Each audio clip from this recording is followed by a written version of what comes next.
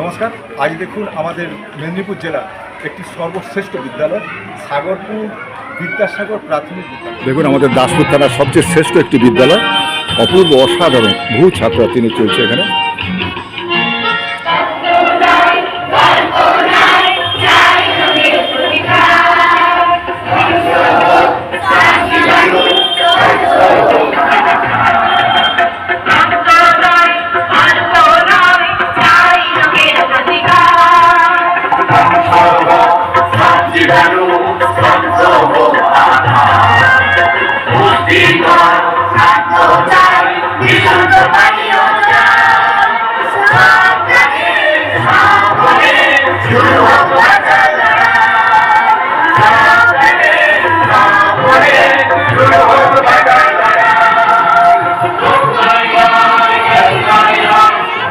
নমস্কার। আজকে দেখুন দাসপুর থানার একটি সর্বশ্রেষ্ঠ বিদ্যালয়, সেই বিদ্যালয়ে দেখুন প্রাথমিক বিদ্যালয়, কত শিক্ষক মহাশয় একসাথে আছেন। দেখুন প্রথম আমার দেখা এত বড় একটি বিদ্যালয় আমি এলাম, সম্ভবত ইনি প্রধান শিক্ষক। নমস্কার স্যার, আপনি কি এই বিদ্যালয়ের প্রধান শিক্ষক? আচ্ছা স্যার, আপনার নাম? প্রশান্ত পান্ডা। একটু জোরে বলবেন স্যার। প্রশান্ত পান্ডা। আচ্ছা স্যার, আপনাকে নমস্কার। আর সেই সঙ্গে আমরা দেখতে পাচ্ছি অনেক শিক্ষক মহাশয়গণ আছেন। আচ্ছা স্যার, আপনার নাম? আমার নাম ভোলানাথ মণ্ডল। ভোলানাথ বাবু। আচ্ছা, সামনে আমি দেখতে পাচ্ছি, স্যার আপনার নামটা বলুন। আমার নাম যতন দোলে। স্যার আপনার? আমার নাম কাঞ্চন কুমার পাল। কাঞ্চন বাবু। আচ্ছা স্যার, আপনার নাম? সুধাংশু মিত্র। স্যার আপনার নামটা? বিশ্বজিৎ দিগ্গজ। আচ্ছা ঠিক আছে। ম্যাডাম আপনার নাম? ম্যাডাম আপনার নাম? কাজল চট্টোপাধ্যায়। দেখুন এত শিক্ষক মহাশয় কোনো প্রাথমিক বিদ্যালয়ে অনেকেই দেখেছেন কিনা সন্দেহ। আচ্ছা স্যার, এসেই দেখলাম যে এই বিদ্যালয়ে অসংখ্য ছেলেমেয়ে পড়াশোনা করে, এত ছেলেমেয়ে এখানে পড়াশোনা করছে। অনেক স্কুলে আমি ঘুরে দেখেছি, এত ছেলে কোথাও দেখা যায়নি। এখানে যে এত ছাত্রছাত্রী, এর আসল রহস্যটা কি? কেন এখানে এত ছেলেমেয়ে পড়াশোনা করছে? এখানে আসল রহস্য, আমি এই বিদ্যালয়ে 2000 সাল থেকে আছি। আচ্ছা। এখানে গঞ্জ টাইপের এলাকা, এখানে লোক বসতি বেশি। আচ্ছা। 2 নম্বর, এই বিদ্যালয়ের দীর্ঘদিন থেকে একটা সুনাম আছে। আচ্ছা। সেই হিসাবে এলাকার ছাত্রছাত্রীরা এই বিদ্যালয়ে পড়তে ইচ্ছুক। আচ্ছা। আজকে শুধু নয়, পরিকাঠামো এর আগে থেকেই উন্নত। আচ্ছা। ধীরে ধীরে আরও সরকারি অনুদান পেয়ে আরও উন্নত হচ্ছে, আরও উন্নত হওয়া দরকার পড়ে বিদ্যালয়। আচ্ছা। তা সত্ত্বেও কিন্তু বিদ্যালয়ে নিশ্চয়ই কারণ আছে, বিদ্যালয়ে ছাত্রছাত্রী আসে, হ্যাঁ, দূর দূরান্ত থেকেই আসে। আচ্ছা। এখানে 6 থেকে 7টা গ্রামের ছাত্রছাত্রীরা আছে। বাহ। সেই কারণেই শুধু নয়, পাশাপাশি বিদ্যালয় রয়েছে, তা সত্ত্বেও এখানে আসছে। এটা আপনি তো দেখতেই হ্যাঁ, পাচ্ছেন। সেটাই দিলাম তো, অনেক বিদ্যালয় আছে, সেইটাই মানে রহস্যটা করি যে বিদ্যালয়ের নিয়ম শৃঙ্খলা, পঠন পাঠন থেকে শুরু করে মিড ডে মিল, এখানে পরিকাঠামোর দিকটা যাতে উন্নত হয়, পড়াশোনার ক্ষেত্রে স্বার্থে যেগুলো প্রয়োজন, আচ্ছা, সেগুলোর দিকে আমরা নজর রাখি। এবং পঠন পাঠন তো থাকছেই, তার সঙ্গে খেলাধুলো, সাংস্কৃতিক চর্চা, বাৎসরিক অনুষ্ঠান হতো, বা আমাদের যে মনীষীদের যে অনুষ্ঠানগুলো হয়, প্রজাতন্ত্র দিবস, স্বাধীনতা দিবস, সেখানে আমরা ছোট থেকে শুরু করে মাঝে এরকম অনুষ্ঠানও করে থাকি। আচ্ছা। এভাবে আমরা সারা বছর পরিকল্পনা চলতে থাকে। সেই কারণেই বিদ্যালয়ের ছাত্র সংখ্যা আমরা ধরে রাখতে পেরেছি। ঠিক আছে। বর্তমান আচ্ছা ম্যাডাম, আমি তো দেখতে পাচ্ছি এই স্কুল সব দিক থেকে প্রায় উন্নত। এখানে আপনারা ছাত্রদের লেখাপড়া উন্নয়নের জন্য কিভাবে পরিকল্পনা করেন, কিভাবে শিক্ষা দেওয়ার চেষ্টা করেন? বাচ্চাদেরকে কীভাবে তাদের উন্নয়নটা হওয়ার জন্য, মানে বাচ্চারা কতটা ইনভলভ হচ্ছে, বা তাদের বিভিন্ন দিকে, সবার তো মানে এডুকেশনটাই যে খুব বেশিতে আগ্রহ সেরকম নেই, মানে বিভিন্নভাবে তাদেরকে কীভাবে সেই অন্য দিক দিয়ে ইন্টারেস্ট করিয়ে তাদেরকে কীভাবে তাদের এডুকেশনটা এগানো যায়। আচ্ছা আচ্ছা, মানে পড়াশোনাকেও যাতে আনন্দের সাথে করতে পারে সেভাবে ঘুরিয়ে ফিরিয়ে চেষ্টা করেন। সেটা ঘুরিয়ে ফিরিয়ে বিভিন্ন ধরুন কোনো ক্লাসে কোনো কুইজ হয়ে তারা কেউ পছন্দ করে, বিভিন্ন আমাদের ধরুন হচ্ছে যে উৎপাদনাত্মক বা সৃজনাত্মক কাজের মধ্যে সেরকম কাজও ক্লাস আছে, সেইভাবে তাদেরকে করার। এবং ক্লাসে প্রতিদিন নিয়ে গিয়ে তাদের একটা টাস্ক দিয়ে সেটাকে সেখান থেকে তাদেরকে নিয়ে নেওয়া, বা তারা কতটা পারছে, যদি পিছিয়ে থাকছে সেটাকে তাদেরকে সেভাবে দেখা, বা বাড়িতে গার্জেনদেরকে জানানো, এইভাবে আমরা। আচ্ছা আচ্ছা, বাহ, খুব ভালো। আচ্ছা, আপনারা এই যে ছাত্রছাত্রীদের পড়াশোনায় তো মান এখানে নিশ্চয়ই উন্নত, না হলে এত গ্রামের ছাত্রছাত্রী আসতো নি। পড়াশোনার সঙ্গে সঙ্গে আর কোন বিষয়ে আপনারা গুরুত্ব বেশি দেন? পড়াশোনার সঙ্গে সঙ্গে আমরা খেলাধুলা বা ছড়ার সাহায্যে কীভাবে ছেলেদেরকে শিক্ষা দেওয়া যায়, বা প্রকৃতির সাথে কীভাবে কালার চয়েস, তার সাথে ছড়া মিশিয়ে ছেলেদিকে সেইভাবে আনন্দ দিয়ে আনন্দ পাঠ করে মোটামুটি তার দিকে শিক্ষা দেওয়া, তাতে পড়ার থেকে বইয়ের থেকে ওরা আনন্দ সহকারে সেটা আরও গ্রহণ করে হয়েছে ভালো। আচ্ছা স্যার, আপনাদের স্কুলে দেখলাম, বোধহয় প্রথম এরকম কোনো স্কুলে দেখলাম বিভিন্ন জায়গায় বিভিন্ন রকম গাছ, এমনকি জানালাতেও গাছ। এই যে এত গাছ, এইগুলা কার পরিকল্পনায় কিভাবে হচ্ছে?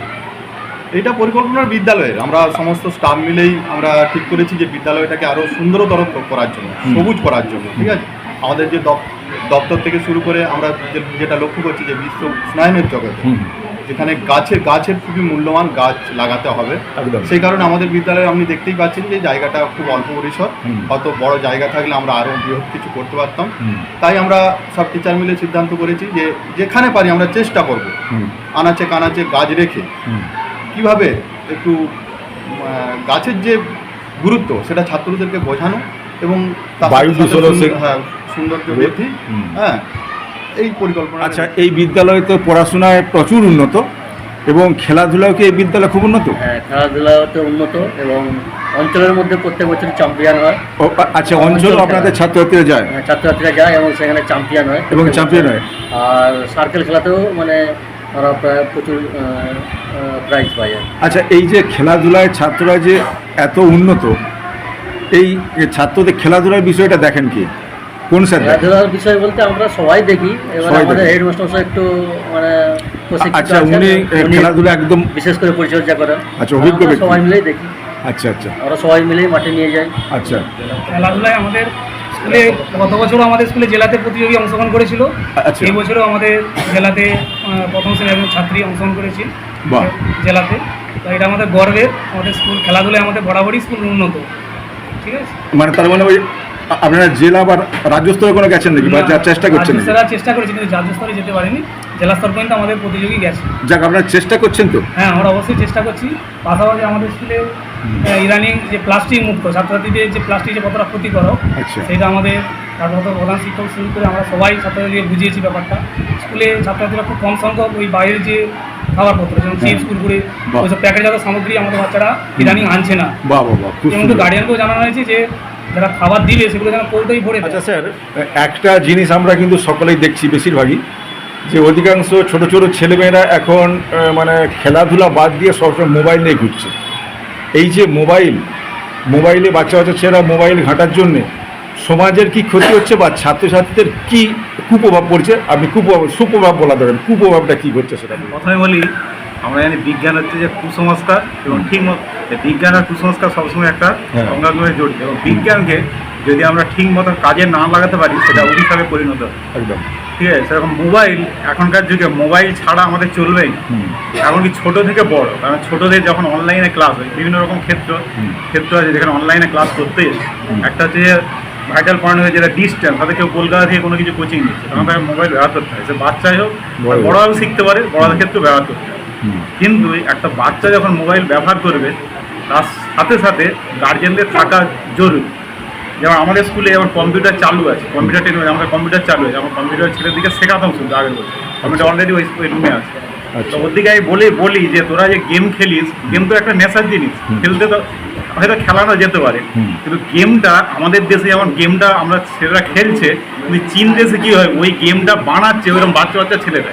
মানে তোরা গেম বানানো শিখায়, তারপরে গেম খেলা শিখ, তবে আমাদের দেশের টেকনোলজি অনেক উন্নত হবে। কারণ চীন ওই জন্য এগিয়ে আছে, ওরা যেগুলো বানাচ্ছে আমার বাচ্চারা বানাচ্ছে, তাহলে আমাদের দেশের ছেলেরা খেলছে। আচ্ছা ম্যাডাম, এই এখন ছাত্রছাত্রীদের তাদের লেখাপড়া বা মান সব দিক থেকে উন্নয়ন হওয়ার জন্য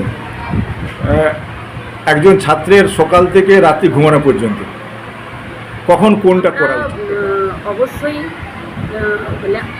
লেখাপড়ার সাথে সাথে খেলাধুলো, তার অন্যান্য শিক্ষা, যেমন সাংস্কৃতিক শিক্ষামূলক, যেমন আবৃত্তি, গান, নাচ, এসবগুলোকেও সমানভাবে গুরুত্ব দিয়েই এগিয়ে যাওয়াটাই সঠিক বলে আমি মনে করি। কোনো বাচ্চা যদি যে বিষয়ে, যেমন ভোরবেলা উঠে গানের রেওয়াজ একটু করা ভালো, কিংবা কোনো বাচ্চা হয়তো ভোরবেলা একটু অঙ্ক করতে ভালোবাসে, সে ওটাই করবে। আর ওটা কোনো টাইম মেনটেন করে দিয়ে বাচ্চাকে চাপিয়ে দেওয়াটা ঠিক না। সকালবেলা গানের চর্চা করলো, তারপরে তার একটু পড়াশুনো অধ্যয়ন করলো, তারপর থাকলে একটু স্কুল, তারপরে স্কুলে তো অধ্যয়ন হবেই, তার সাথে সাথে খেলাধুলো। বিকেলটা কি করবে? বিকেলটা বিকেলে সবচেয়ে গুরুত্বপূর্ণ কথা বিকেলে বলো। স্কুল থেকে এসে একটু রেস্ট নিয়ে অবশ্যই খেলার মাঠে হ্যাঁ, যাওয়া সেটাই উচিত। বলতে যাচ্ছ, খেলার খেলাধুলা মাঠে করতে হবে। অনাবিল আনন্দ বাচ্চাদের মধ্যে থাকে, সেটা বাচ্চারা উপভোগ করবে। আচ্ছা, খেলার মাঠ হচ্ছে একটা বিশাল সামাজিক ক্ষেত্র বলা যায়। একটি বাচ্চা সামাজিক ক্ষেত্রে ভালোভাবে বেড়ে উঠবে একটি স্কুলের সাথে সাথে আবার খেলার মাঠও। তাই খেলার মাঠ থেকে এসে আবার বাচ্চা তার রুটিন জীবনে যেমন পড়াশুনো বা অন্য কিছু সাংস্কৃতিক কলাকর্ম থাকলে সেগুলো করবে। খুব সুন্দর। হ্যাঁ, আমাদের স্কুলে প্রাইমারি স্কুলে লাইব্রেরি আছে। লাইব্রেরি আছে? হ্যাঁ, লাইব্রেরি আছে। লাইব্রেরিতে বই আছে। আচ্ছা। তো বাচ্চাদের মতন করেই বই, বাহ। এবং বাচ্চারা ভীষণ আগ্রহী এই লাইব্রেরির বই পড়তে, এবং ওরা নিয়মিত বই নেয় এবং জমা দেয়। প্রাথমিক বিদ্যালয় লাইব্রেরি, হ্যাঁ, মানে লাইব্রেরি। কত উন্নত একটা বিদ্যালয়। আচ্ছা ম্যাডাম, আপনার তো সব দিকে উন্নত, আপনি যদি একটা কিছু সংস্কৃতি কিছু শোনান, গান বা কবিতা, তাহলে খুব ভালো লাগবে। হ্যাঁ, আমি একটি দেশাত্মবোধক গান শোনাবো। আচ্ছা, ঠিক আছে। ও আমার দেশের মাটি, তোমার পরে ঠেকাই মাথা, তোমাতে বিশ্বময়ী, তোমাতে বিশ্বময়ী আঁচল পাতা, ও আমার দেশের মাটি, তোমার পরে ঠেকাই মাথা। অসাধারণ, অসাধারণ গাইলেন আপনি। দেখুন, আজকে এসেছি, আগেই বলেছি যে আমাদের মেদিনীপুর জেলার একটি সর্বশ্রেষ্ঠ বিদ্যালয়ে আমরা এসেছি। আর বিদ্যালয়ে এসে আমরা দেখুন শিক্ষক মহাশয়গণ সকলের সাথে সুন্দর কথা বললাম। স্যার, আপনাদের সকলকেই নমস্কার আর শ্রদ্ধা জানাচ্ছি। আপনাদের বিদ্যালয় তো শ্রেষ্ঠ, এবং এই বিদ্যালয় আরও শ্রেষ্ঠত্বের জায়গায় উঠে যাক, আমরা এই কামনা করি। আপনারা সকলেই ভালো থাকুন আর ছাত্রদের উন্নয়নের জন্য অনেক অনেক চেষ্টা করবেন। আপনাদের সকলকে শ্রদ্ধা, নমস্কার। শুরু করো।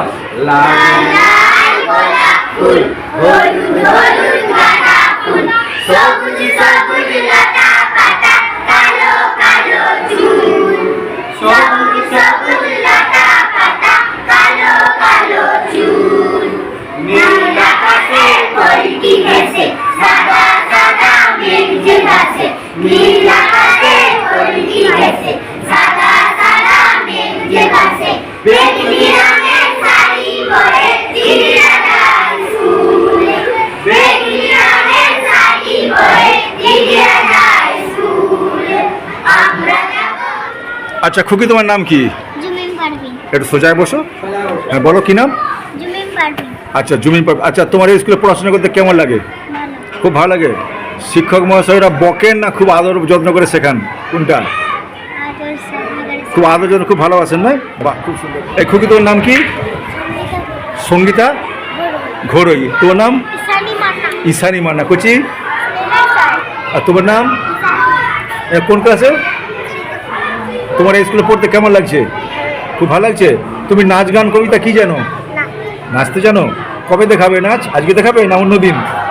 অন্যদিন দেখাবে তো। আচ্ছা, তোমরা মন দিয়ে ভালো। কুকু, তোমার নাম কি? আমার নাম অদ্রিজা সরকার। হ্যাঁ, অদ্রিজা সরকার। অদ্রিজা সরকার। কোন ক্লাসে? 3। আচ্ছা, মন দিয়ে পড়াশোনা করো তো? এই খুকি, তোমার নামটা কি বলছিলে? সোহানা পারভিন। সোহানা পারভিন। তুমি কখন বেশি পড়াশোনা করো? সন্ধ্যাবেলা। সন্ধ্যেবেলা। আর সকালে পড়ো নি? সকালেও পড়বে? আচ্ছা, ঠিক। খুব সুন্দর এখানে রান্না চলছে। মায়েরা সব রান্না করছেন অতি যত্ন সহকারে।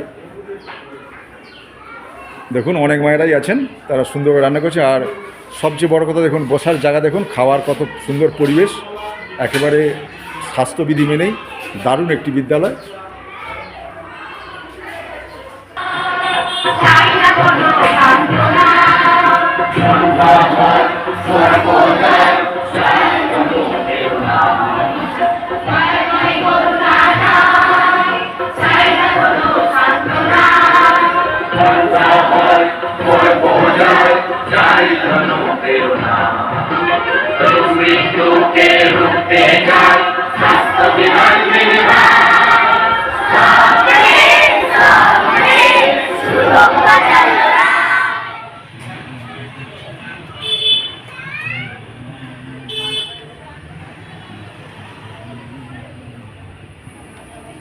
দেখার মতো একটি প্রাথমিক বিদ্যালয়।